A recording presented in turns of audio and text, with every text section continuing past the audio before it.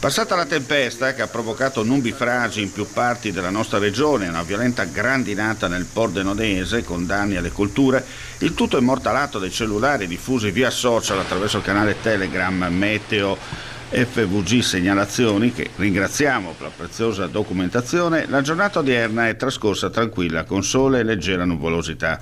Il tempo già in fase di cambiamento, con una perturbazione che scenderà dal nord Europa diretta sulla nostra penisola, coinvolgerà anche il Friuli Venezia Giulia. La Protezione Civile ha diramato un'allerta meteo di colore giallo a partire dalle 9 di giovedì 14 maggio alle 6 di venerdì 15 maggio. Il fronte interesserà la regione con un afflusso di correnti umide sud-occidentali, determinando marcata instabilità atmosferica. Probabili rovesce temporali più frequenti dal pomeriggio. I temporali potranno essere forti, specie tra pomeriggio e sera, con maggiore probabilità tra la fascia lagunare isontina e pianura udinese.